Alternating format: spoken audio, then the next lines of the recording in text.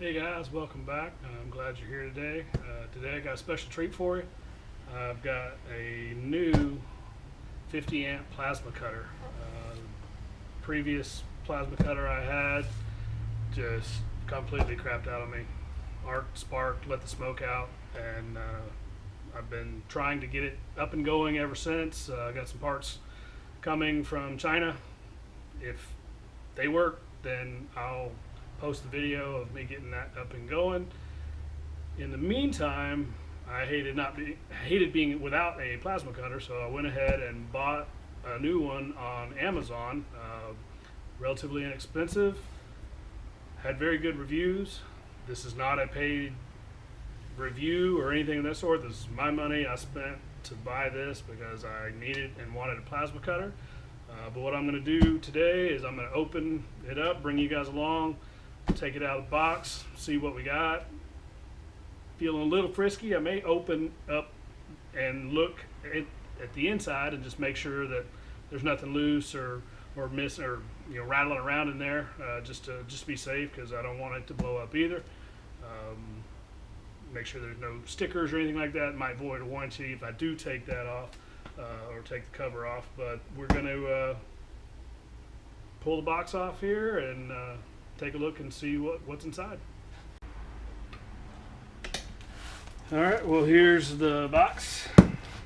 They don't do much about hiding what's in an inverter welder, so for all the porch pirates out there, you see that sitting on, they may think it's a good grab and just go ahead and yank it off the porch. But fortunately I was here when it got delivered. I haven't had any problems with porch pirates, but I know they're out there. I'm sure they see something like inverter welder, they're gonna go for it. So this is a 120 and 240 machine. Some funky little wire brush.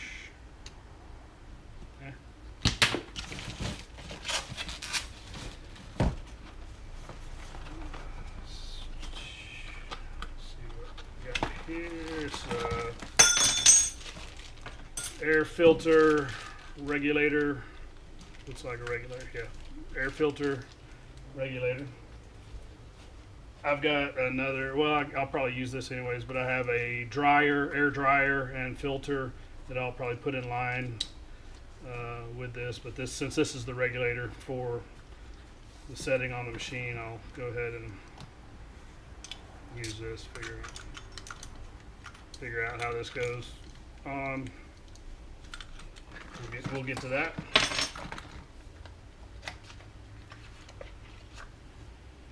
Pressure gauge, couple of hose barbs, no clamps yet. That might be a little not an issue. Wouldn't always get a clamp, but they'd kind of cheap out on that.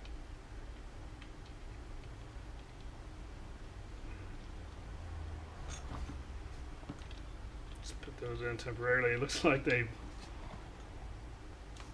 when they painted this, the paint is all in the threads too, so it's kind of chewy. But we'll get some thread sealant on there. Shouldn't be a problem. All metric, so I don't know what 9.9 kilograms per centimeter squared means, but I'm gonna do something with pressure.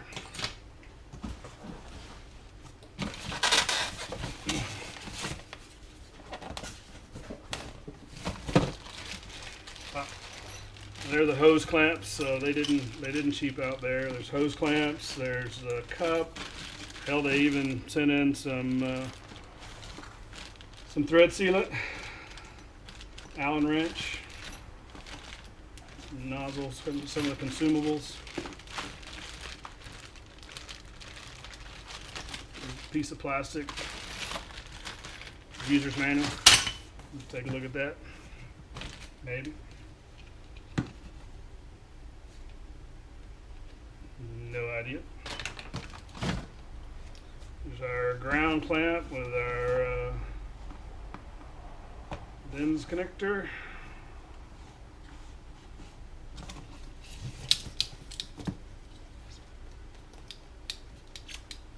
Pretty light spring action on that, but all you gotta do is get ground, so not too bad.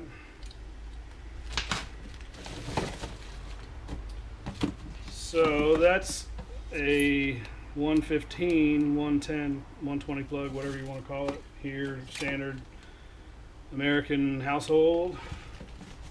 And then that's kind of cool. They actually send you the hose, the cord adapter with it. I plan on using 220 on this anyways, so I'll have to get another plug. I don't have that size plug for the house, or at least for my 220 outlet here in the garage. A little extra piece of molding. UL, US I suppose, looks like it's UL listed.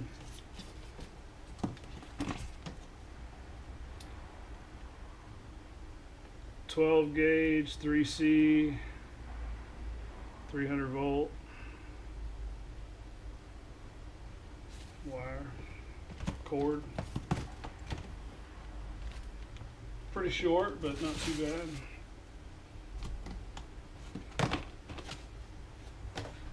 I have no clue what in the hell that is. Oh, I know what this is. This is going to be the big face mask. Yeah, that's what that's going to be. I saw this on somewhere. Can I hold the face mask up like so? That's going in the trash. Save some money. Don't worry sending that. Buy some cheap sunglasses or something. Or buy some good sunglasses.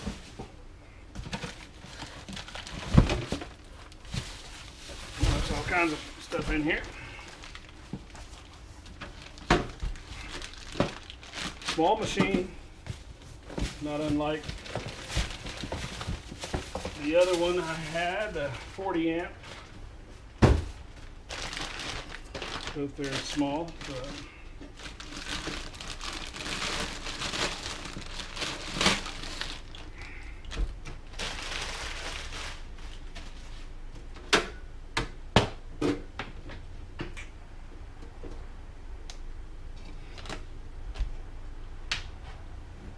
no dents or dings.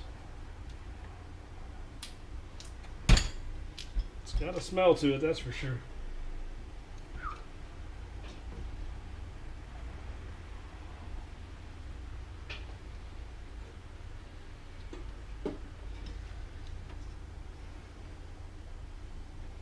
Doesn't seem to be anything rattling around in there, which is good.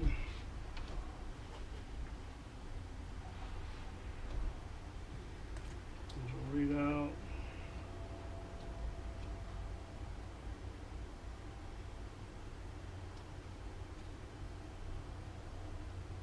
Yeah, I'm gonna have to open this up just because it looks, there's some interesting stuff in there. It's very different than the previous one.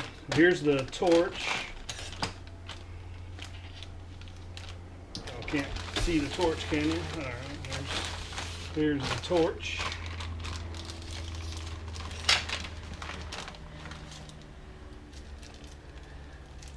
Spacer for the torch.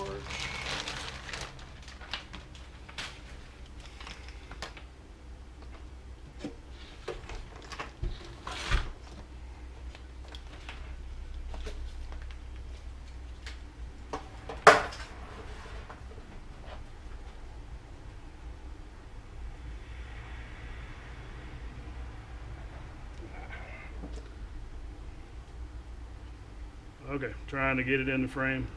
Yeah, it matches my shirt pretty good. Looks like it's been fired, just maybe to test it. Maybe they are testing it at the factory.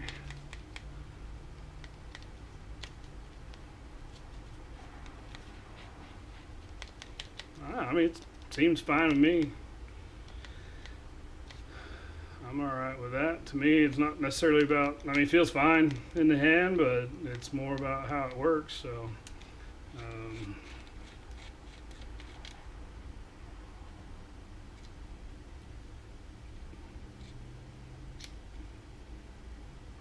little different torch setup than the other guy. It's a ceramic cup.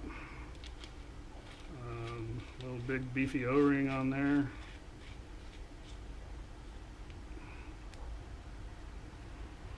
Nice and tight.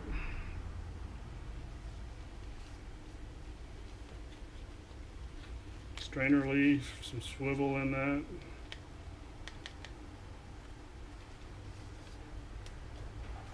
Everything's kind of wrapped in this hose. Little shroud there. So.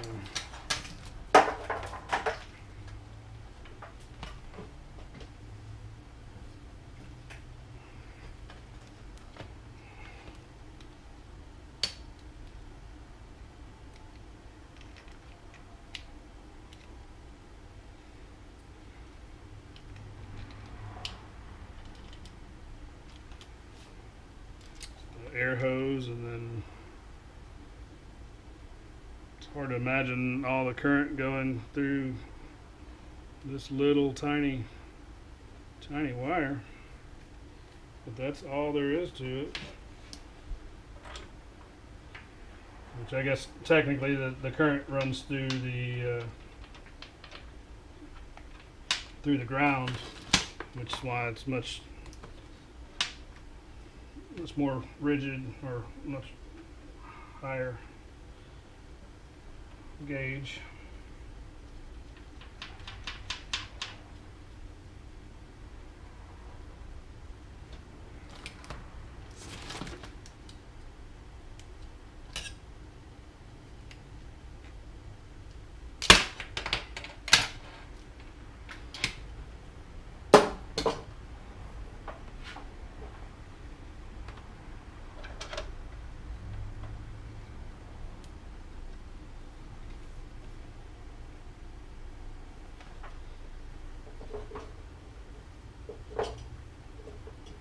Yeah. Pretty beefy ground clamp. Not very long, but again, it's so portable. As long as you got enough cord for to get there, you're going to be close enough. Let me figure out this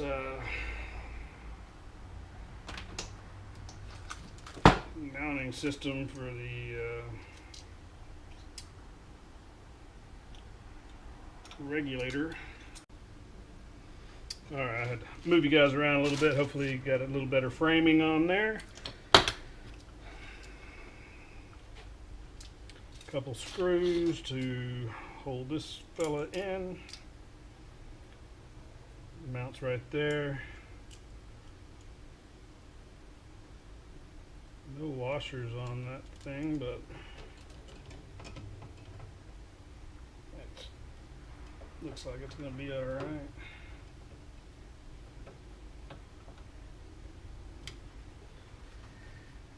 Right in front of the fan, which seems like you could probably have it in a better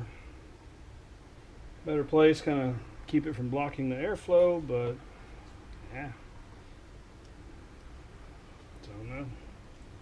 I don't know if this fan is pushing or pulling from there.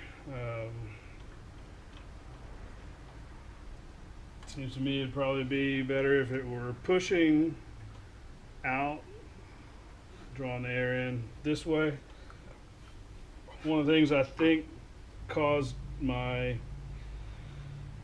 other plasma cutter to blow up was dust, metal dust especially, getting drawn in there. I moved it around one day and boom, it just lost it from that point. Something arced and sparked in there, blew a bunch of components, and that was all she wrote. Kind of interesting. They give you these hose barbs, but no fitting to connect to your air hose. So it's kind of a pain in the ass.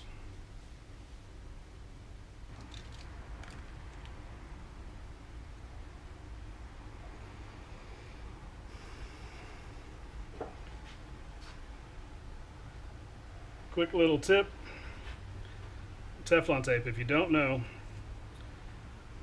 you want to put it on in the direction that you're going to be tightening the fitting. If you put it on backwards and you go to tighten this fitting, it's going to start pulling it off of the fitting, where if you put it in with the direction of tightening or against the direction of tightening, it will continue to tighten in and seal the threads. The way I do it, I hold the tape in my left hand, the fitting in the right, put it on that, and then just wrap it a few wraps.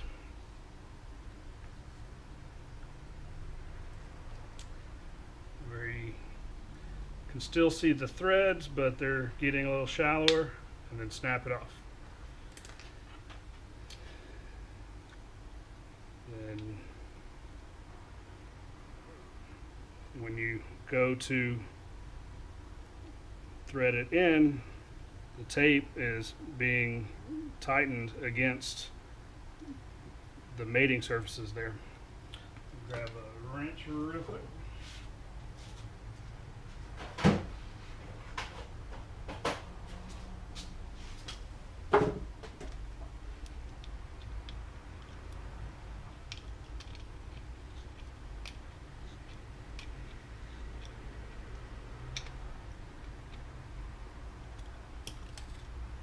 The fact that it's just air, no big deal. If it leaks, I mean, you have a little bit of air blowing around.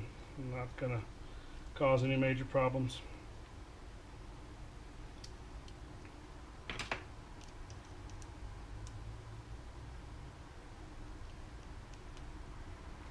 And you can always avoid having to use tape and know which way to put it on. Just use some pipe dope.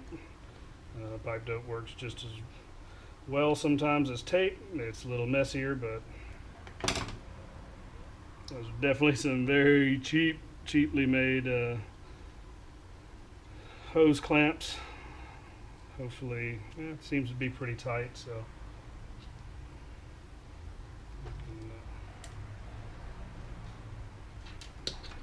be all right with that.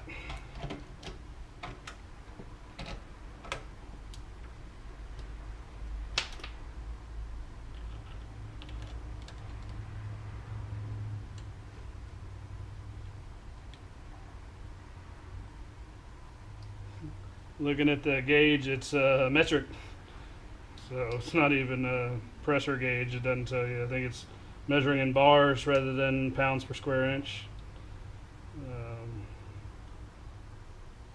I doubt it's a flow meter gauge.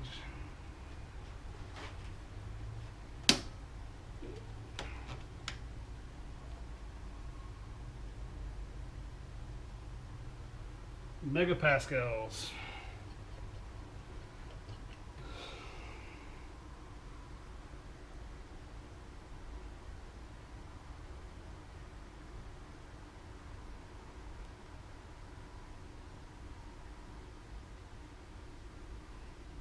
So, something a little different, don't see around here very often, but on this machine, just turn the air up higher and higher until you get the hole that you want.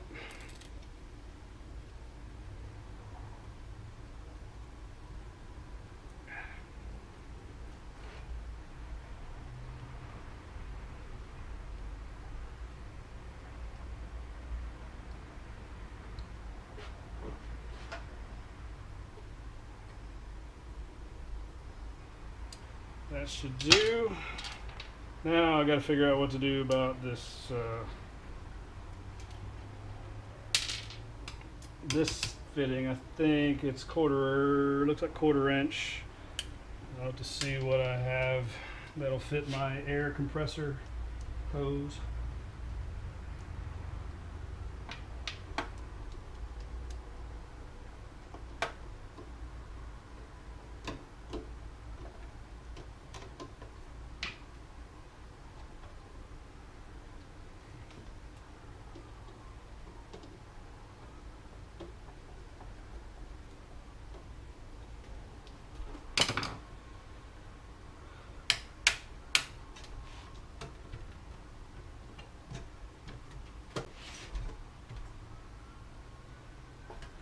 A lot going on in a small package, but let me just see if I can get a fitting for that'll fit my air compressor, and then we can get that, maybe give it a shot at least on the 115 line, since I don't have a plug for that at the moment. I'll be back.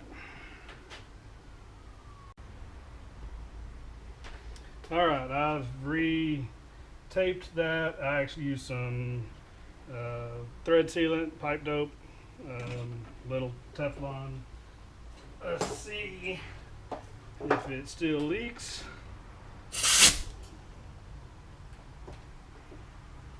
Sounds good. I can get that to stop leaking. Come on. Come on.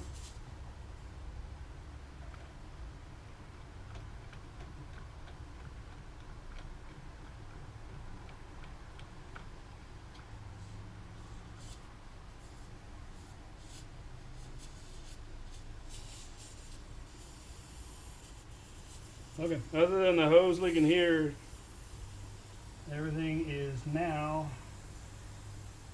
sealed up tight. Quick tip, if you get this guy, take the tape that they send you and chunk it in the garbage. It is the thinnest, cheapest tape that I've ever seen. I can see my hand through it. I use some Blue Monster thread sealant. This stuff is pretty awesome. It's thick. I like it. Works very well. And you can always go with the thread sealant, pipe dope, whatever you want to call it. Alright guys, well today is tomorrow. Dinner has been cooked and served and eaten, and I had time to get some of the parts that I needed. Made up a new plug for the 220. Got another fitting on here. The air is on, full pressure, no leaks, so that's good. Got it plugged in.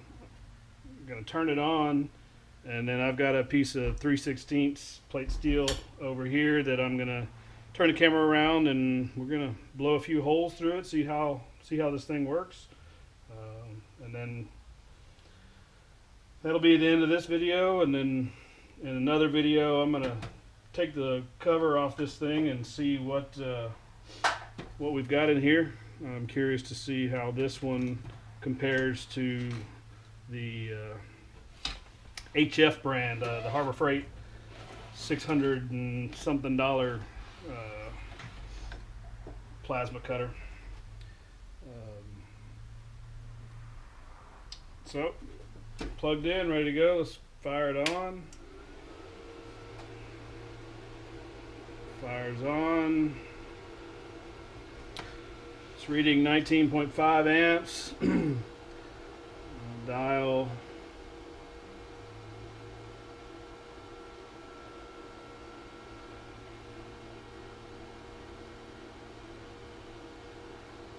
And up to 50.4. That's a very weird dial.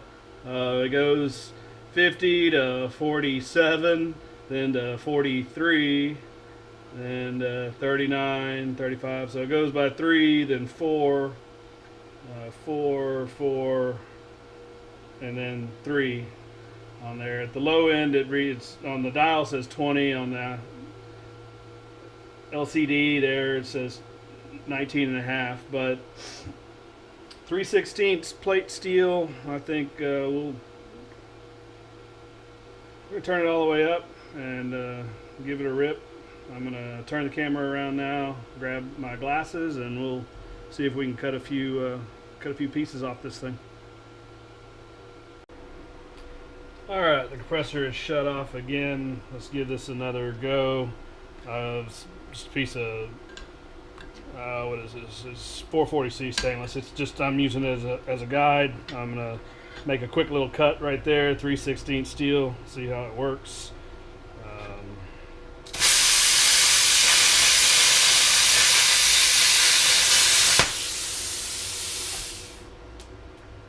Okay, I mean it's cutting and it's getting better. I may have to do a little fiddling around with it and kind of figure out a setting or something that I may have off.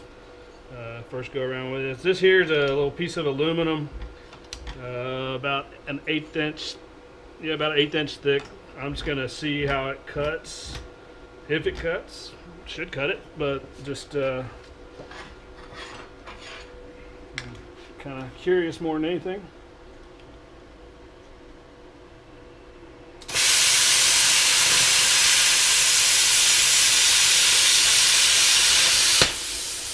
Yeah, that worked really well.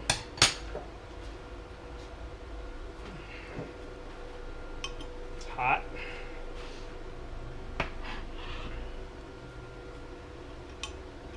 So that's a nice clean cut. It's pretty blown out on the side, on the bottom, but it is super hot. This is it's a workable cut, I'll put it that way.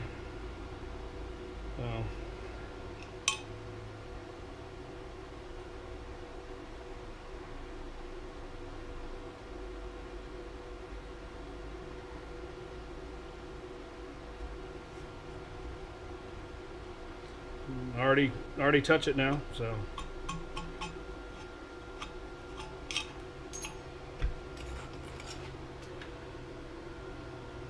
there's the cut.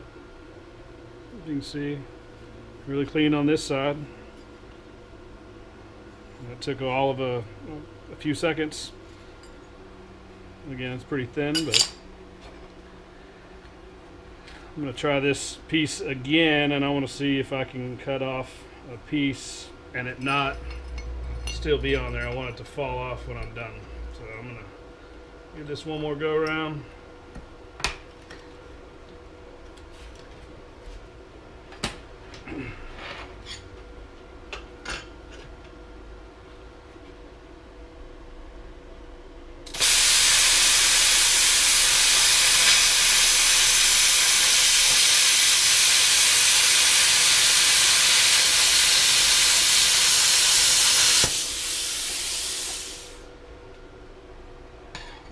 Okay.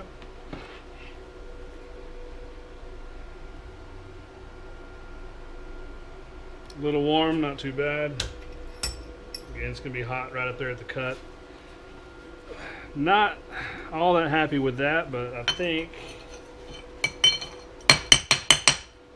I'll probably just bang that off. It should, more than likely, it's just kind of some slag, maybe not. Yeah. Again, I'll have to play around with the air pressure and the settings on it. But it's working. So $279, you know, sure beats $600. And if they both work, that's great. Again, this had a lot of pretty positive reviews, so I think, I'm not sure what was going on, why it wasn't arcing off first, but when I took the nozzle apart, there was little oil in there, I guess it seemed like, moisture or something, and it started working a little better after that. I'll keep fiddling around with it, and I'll post another video down the road, you know, showing me using it and seeing it, how well it holds up. If you got any comments, any questions, please leave them down below. Again, thanks for watching, and don't forget to hit subscribe and like if you like the video. Thanks for watching.